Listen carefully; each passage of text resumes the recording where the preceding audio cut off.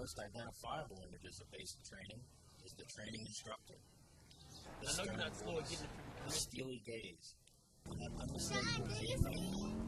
The sight of any of these can make any military member feel uncomfortable. If as harsh as they can be, it must be noted that they are there to help. My goal as a military training instructor is obviously to train them, take them from the known to the unknown, to where they're actually able to withstand deployment activities. But in my heart, I honestly feel that if I can take one little thing and change in their life, maybe something they didn't get from their parents, maybe from their upbringing, something, if I can change one little thing in their life that they'll remember, that will change them for the rest of their life, then I'm happy. I've done my job. On February 27th, about 20 unit members went down to Lackland AFB, Texas, to witness the graduation of 13 airmen who will be joining us here at the 171st. While at Lackland, they and family members were able to witness the coin ceremony, a new part of the graduation process added in 2007. Following the presentation of the coins, attendees got their first opportunity to reunite with their newly enlisted airmen after an 8-week basic training period. The following day, guests were treated to the culmination of the graduation, the parade and review. This is the chance for the new airmen to showcase the drill and ceremony skills they learned over the course of their training. General Roy Updegraff talks about the importance of this occasion. When I learned that 14 of our student flight are all going to graduate together from basic training at the end of this month, I thought to myself, wow, what a number. That's unprecedented. But what an opportunity for us to go down to Lackland Air Force Base and meet with all those young future airmen and their families. I thought, what an opportunity to connect with their hearts and minds at a critical point in their Air Force career, and that's the very beginning of their career.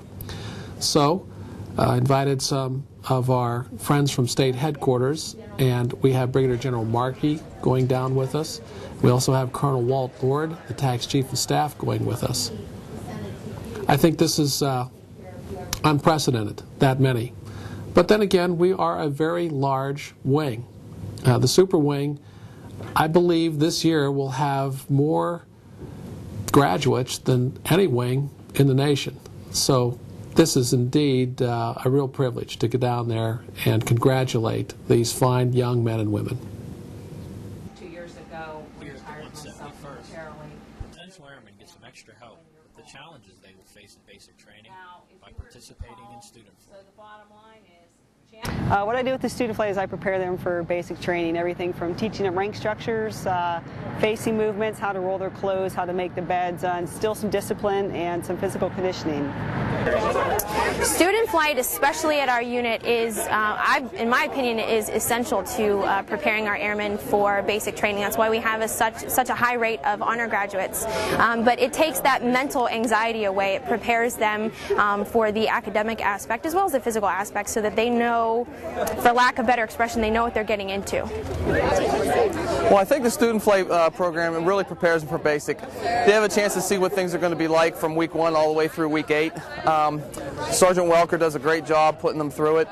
We have former trainees that have just recently graduated go through, come in to the unit and kind of like, let them know what to expect for each week. Teach them how they want their beds made. Teach them how to, facing movements, marching, some of the basic stuff. Their reporting statement. So by the time they get down here, they're already a step ahead of everyone else. So that's why we have, I think, such a high success rate. What could someone considering a career in the Air Force expect of basic training? Here's the advice from those who lived it.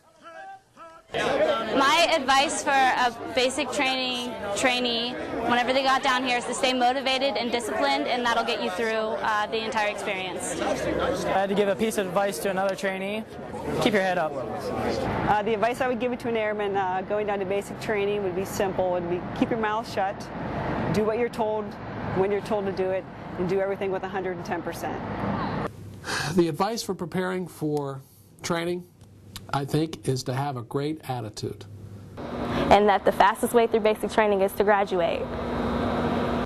The struggle may seem long and difficult, but the rewards are worth it, as these new airmen have learned. The skills they've gained in that short 8 weeks will carry them through the future, in the military, or on whichever path they choose.